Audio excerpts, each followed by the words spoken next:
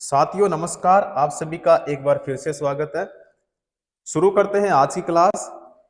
शुष्क HCl gas के संपर्क में लाए जाने पर सूखे नीले लिटमस पेपर के रंग पर क्या असर होगा? तो वह बेरंग हो जाएगा, या फिर उसका रंग लाल हो जाएगा, या फिर उसका रंग नहीं बदलेगा, या उसका रंग गुलाबी हो जाएगा। तो उसका रंग जो होगा वो नहीं बदलेगा। भाई क्या होगा? उसका जो रंग है वो नहीं बदलेगा, यानी कौन सा हो जाएगा? हमारा हो जाएगा यहाँ पे सी ऑप्शन क्या हो जाएगा? सही हो जाएगा। क्लियर? अगला क्वेश्चन देखते हैं। यहाँ पे है जलीय विलयन में किसी अम्ल या फिर क्षार में क्या परिवर्तन होता है?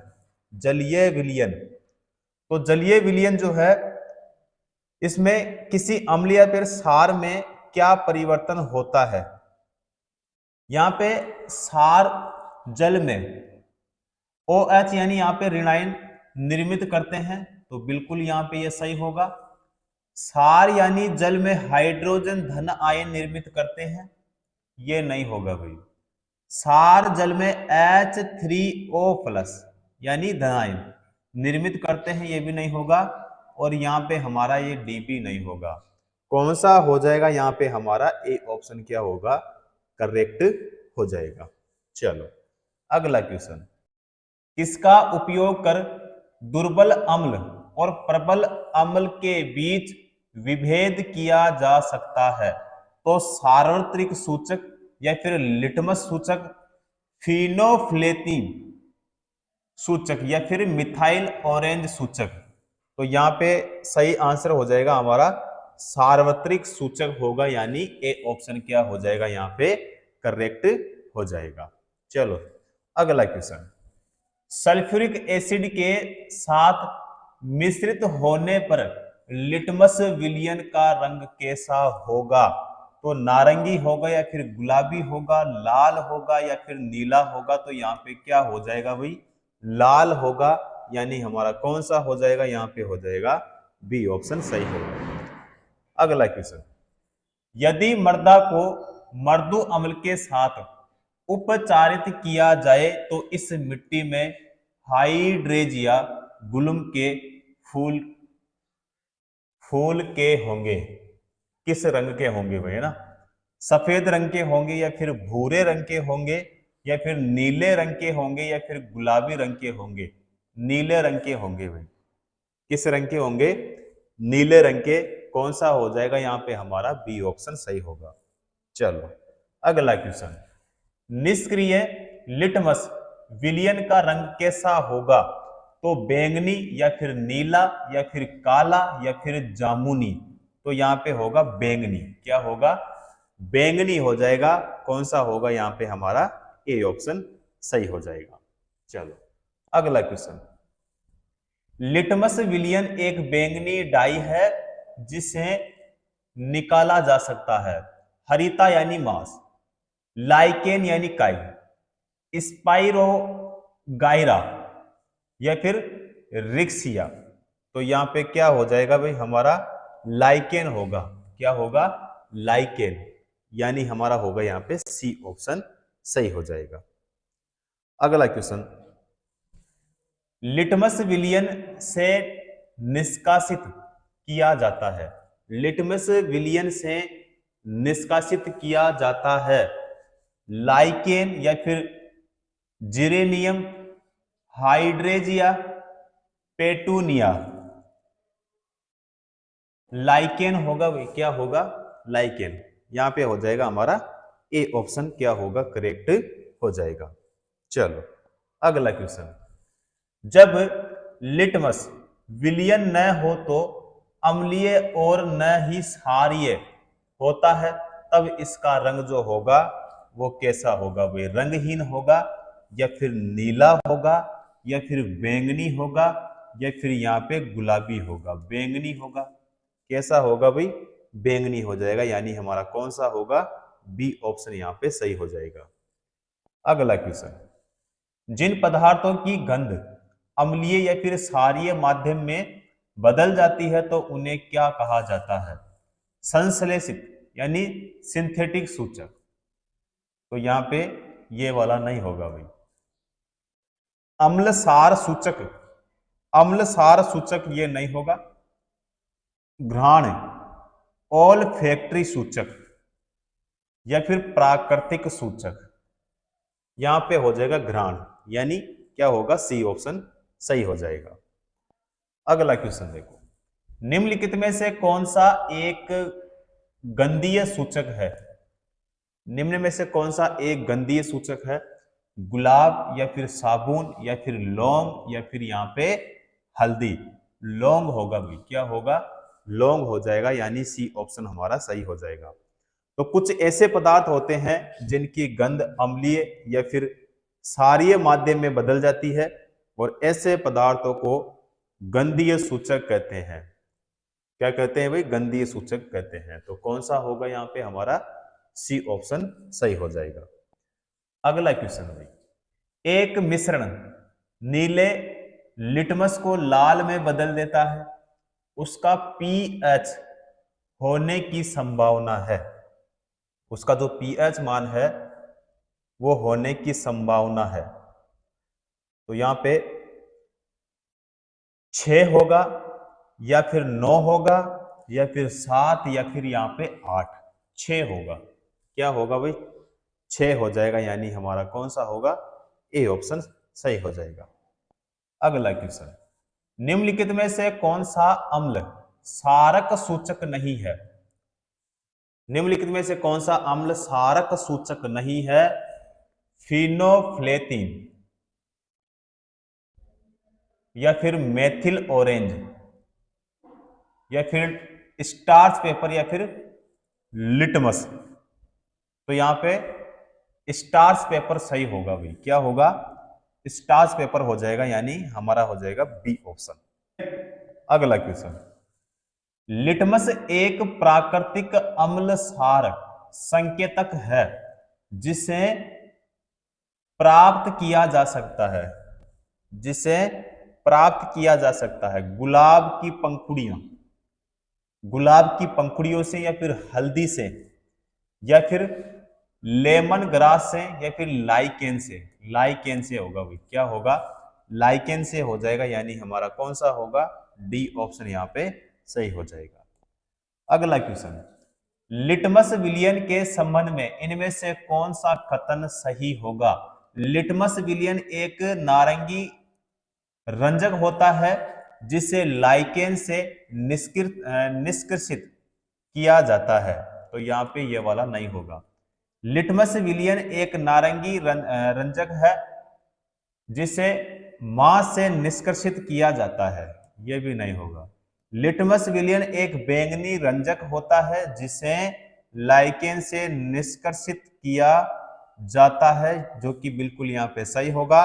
लिटमस विलयन एक बैंगनी रंजक होता है जिसे मांस से निष्कर्षित किया जाता है, तो ये भी हमारा नहीं होगा। कौन सा हो जाएगा यहाँ पे हमारा? सी ऑप्शन क्या होगा भाई? करेक्ट हो जाएगा सी ऑप्शन। क्लियर?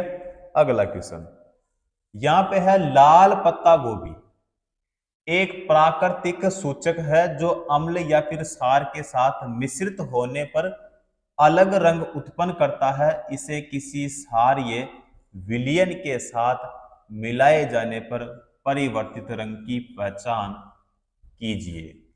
तो नीला या फिर हरा या फिर यहाँ पे लाल या फिर भूरा, फीका या फिर गुलाबी या फिर नारंगी? तो यहाँ पे नीला हरा सही होगा भाई। क्या होगा?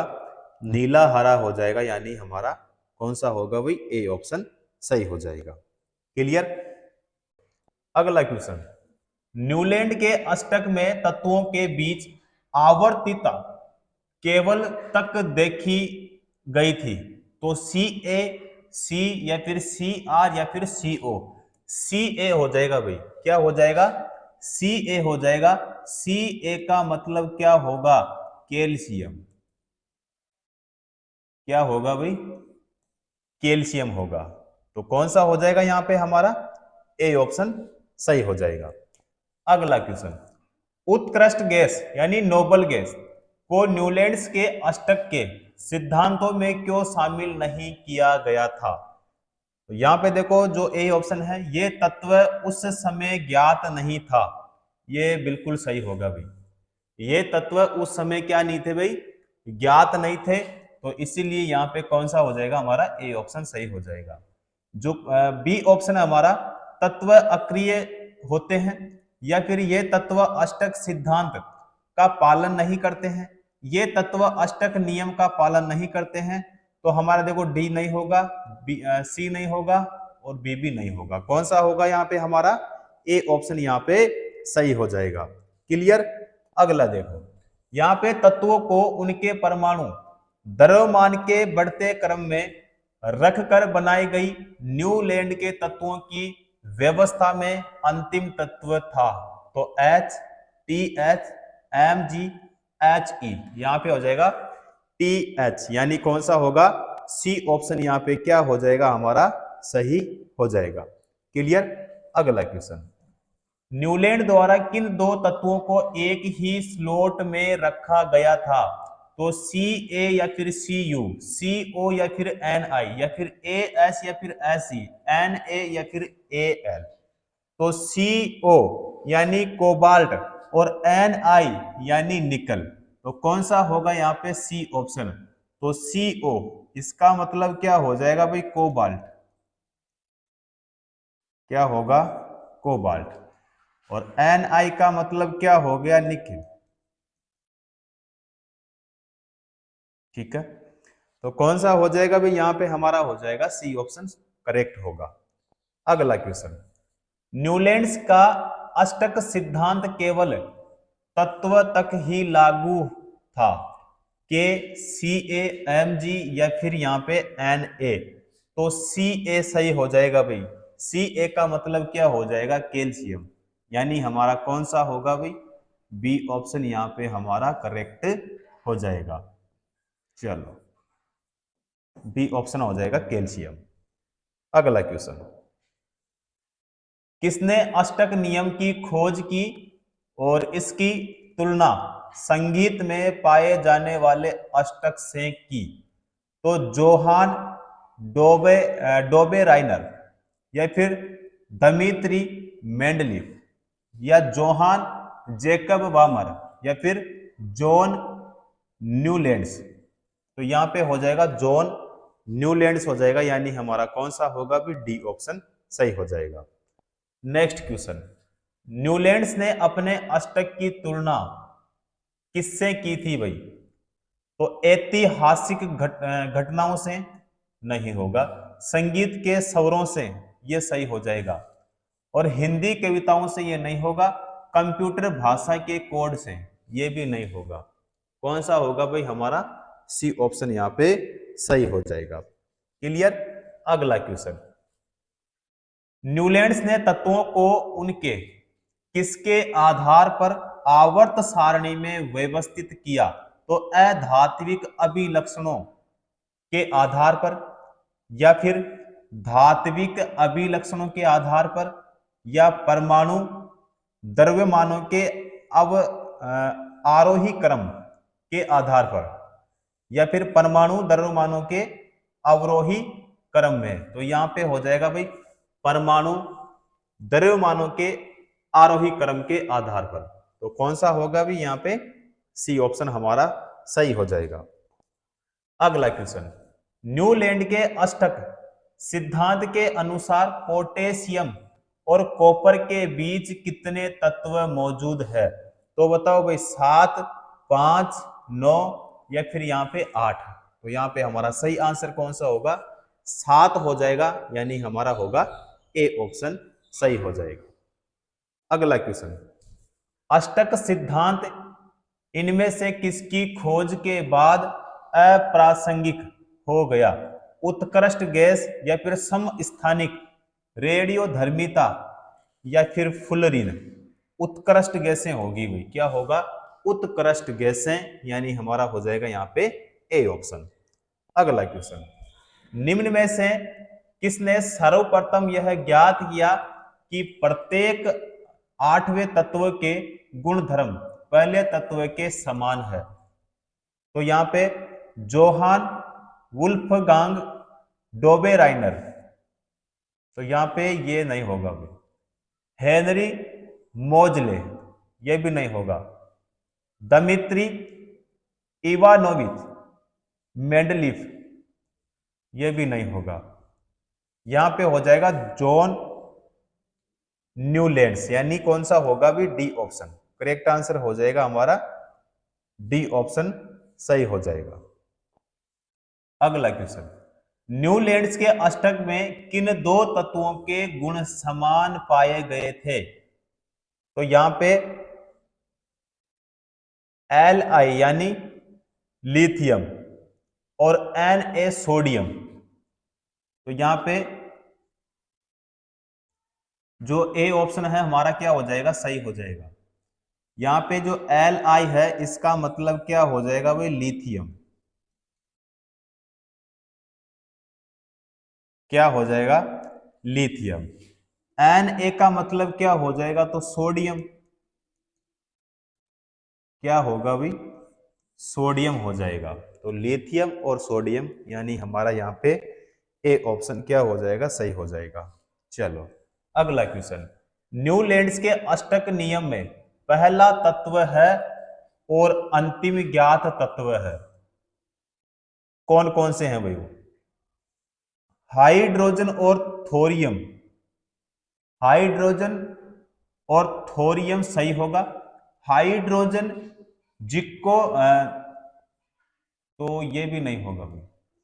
हाइड्रोजन लेथेनम या हीलियम जिकोर्नियम, तो ये भी नहीं होगा और ये भी नहीं होगा भाई। सही हो जाएगा हमारा ए ऑप्शन, हाइड्रोजन और थोरियम, ए ऑप्शन करेक्ट हो जाएगा। चलो अगला क्वेश्चन, निम्नलिखित में से गलत कथनों का चयन कीजिए। तो यहाँ पे पहला पॉइंट है, फिर दूसरा, फिर तीसरा और फिर यहाँ पे चौथा।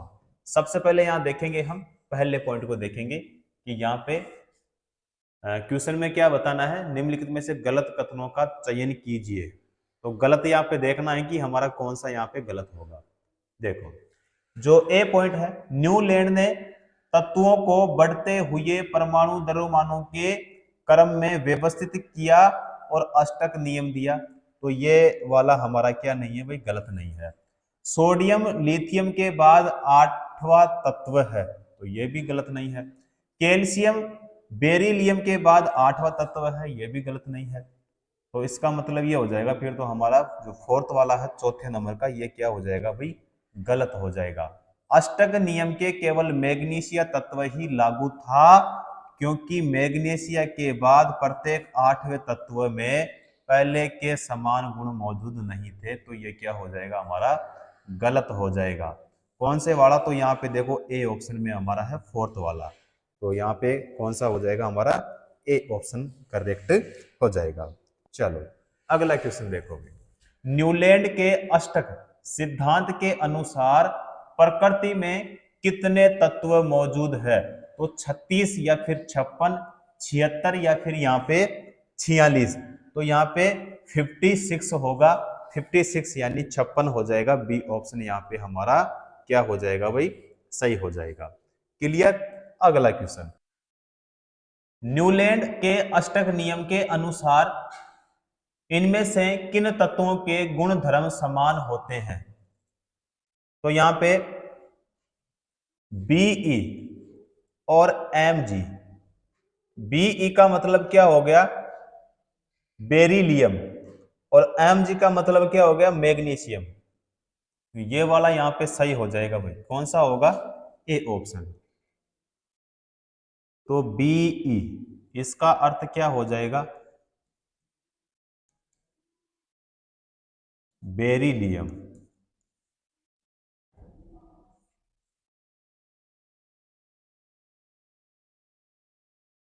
Mg magnesium.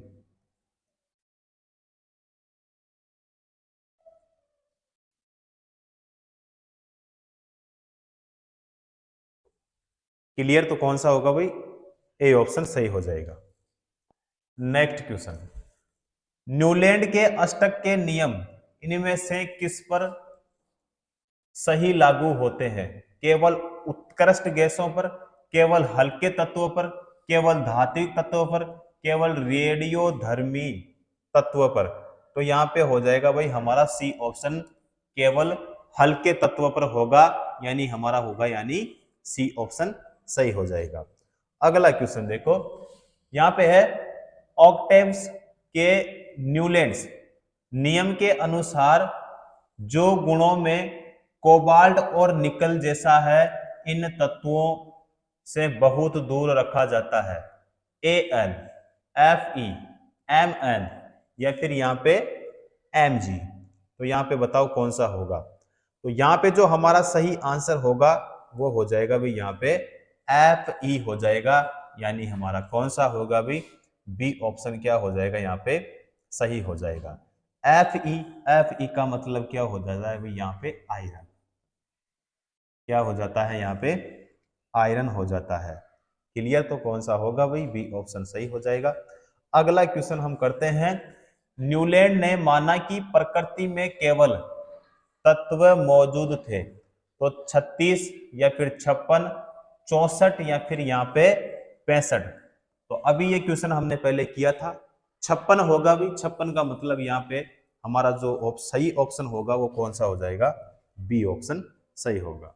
चलो नेक्स्ट क्वेश्चन देखो, सन में न्यूलैंड्स ने परमाणु द्रव्यमानों के बढ़ते क्रम के अनुसार ज्ञात तत्वों की व्यवस्था की ओर पाया कि प्रत्येक 8वें तत्व के गुण पहले तत्व के गुणों के समान है।